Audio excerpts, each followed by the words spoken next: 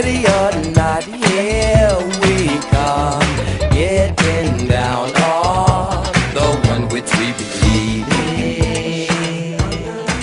Can I get it on my I want to say about the P Funk thing is that, of course, their history is well known and documented, but there's, for me, like I was into Bootsy and I was into like some P Funk songs. I was like, yeah, I knew the song, but hit, when it really hit, and it was like, for me, is when Flashlight came out. It's like nobody. It's like I couldn't have imagined this song coming out. I don't remember things sounding like it before it, and it came out, and it was on. It was the first time there was a synthesizer used as a bass line Yeah. in popular music. So this is major. Before that, from my understanding, the only other song that had a synthesizer in it for like a main melody was Popcorn. You know, Yeah. so that was not funky. You're And right. then this came out, and we were like, "What is this?" You know, and from that, it's like, okay, how could they possibly top that? Right. What's the next thing they're gonna do? Like, you can't get better than Flashlight. And then it was One Nation Under a Groove. And they were like, everything. That just you know, and then it's like, okay, how can they possibly top that? How is this possible? What can they do now? What now? And then Knee Deep comes out. Oh my god. It's like, are you kidding me? People are going crazy. When they're singing One Nation Under a Groove, it's pretty damn accurate. You know, every radio station, every club, every party would play this song. Knee Deep. It's like close to 15 minutes long. DJs would play this song 2 or 3 times in a row. You'd have a half an hour to 45 minutes session of this song when you went to a dance. That's nuts. Yeah. That's awesome. It's crazy, right? and then after that, where could it go from here? Then Aqua Boogie came out. It's like it was just pandemonium. Like the rhythms, the sounds, the experimentation, the funkiness, the fact that they're looping things. You say that there's like a mechanical kind of feel. I thought they didn't have samplers. They're looping. They're cutting and pasting. You know, like that term comes from people cutting tape and pasting it back together to make loops. They do it with film. They do it with tape.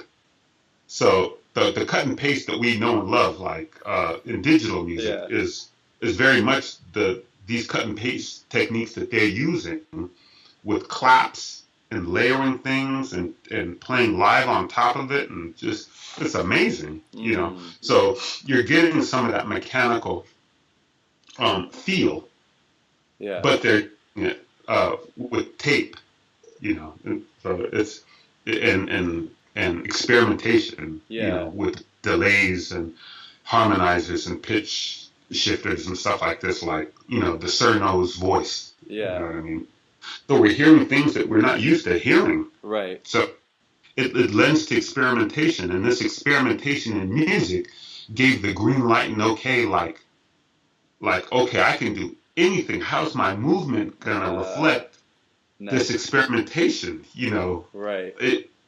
It lended a lot to originality, and so I think the biggest thing that I hold from it today is the fact that I am of the generation who is totally convinced and brainwashed that you don't bite, you know, and that if you hear something or see something incredible, then it is your job to do something as incredible, but not necessarily that exact thing. Yeah.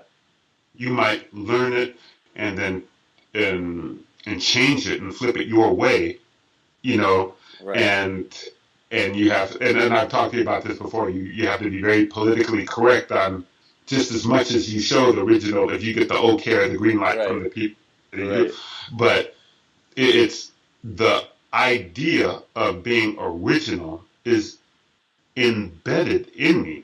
So one of my best friends, Aaron Peary, he calls me a nonconformist. Yeah. He goes, yeah, well, of course you're a nonconformist. And I had to think about this for a second. I was like, okay, what does this mean? It's like, and I'm of the generation where people would tie their shoelaces a little different from the other people. You wouldn't do it exactly the same. It'd be a little, you'd put your twist on it. Yeah. Your crew put their thing on it. You know, even down to the music that you heard. Yeah. You know what I mean? You know, like Lonnie and a lot of San Francisco people, like putting or excuse me, Bay Area people flipping these songs on 45, speeding up the songs. Right.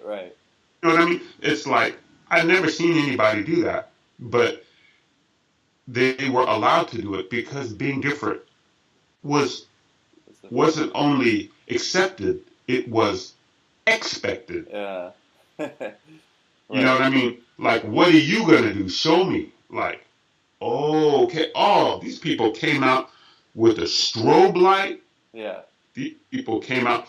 So when it comes to new wave and experimental music, the dance community took songs that you wouldn't necessarily expect people to be popping to, and they were popping to it. Yeah, that was good stuff. I appreciate it. Yeah.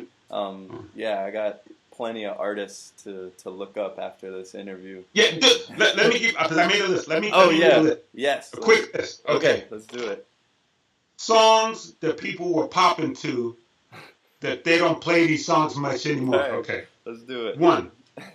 Freakin's Fine by Mandre.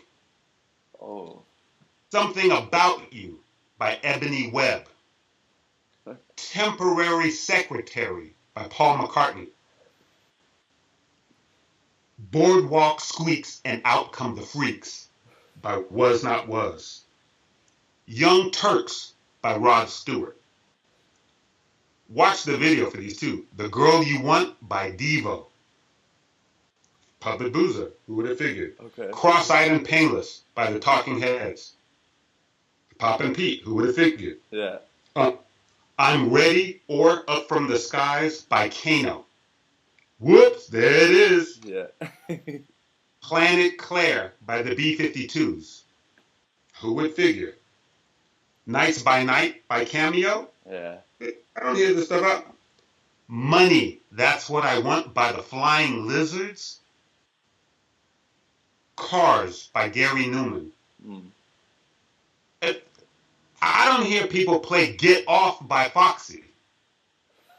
Get Off. If this song came on, poppers would lose their minds. Yeah. And I don't know the song today. And I told you, maybe not so popular, but Robert Palmer, Looking for Clues, just where you can hear sonically that where pop music was going, you wouldn't expect it. Yeah. You know. David Bowie also, what was the song? Ashes to Ashes. Funky Syncopations. What was another song he did? Is it no? Oh, is it Fashion? No. Oh my gosh, funk. I'm coming. Anyway, there's a song that David Bowie did that I don't know if James Brown did it first or I don't. It's the same backing track. Yeah. And is it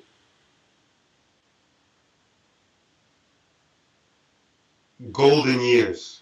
Golden Years. Yeah.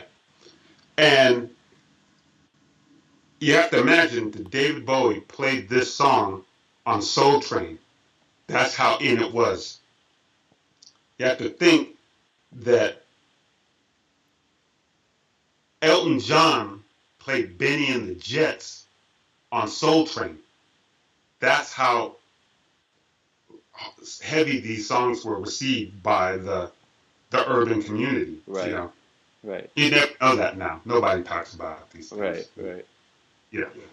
But cool, man. Thank you. I appreciate all the knowledge. And if people want to contact you, what's the best way? Facebook or email Yeah. or? You can get. I have my email is frost.damon@gmail.com. I'm on Facebook, yes. You can get a hold of me through the messenger if you want to contact me directly. I have a full account and another account that I don't see as often, but there's a Damon Frost and a Frost Damon account. I keep it simple. So I did it. But you can always get me through Messenger, and if you shoot me a line, I'll add you on Messenger.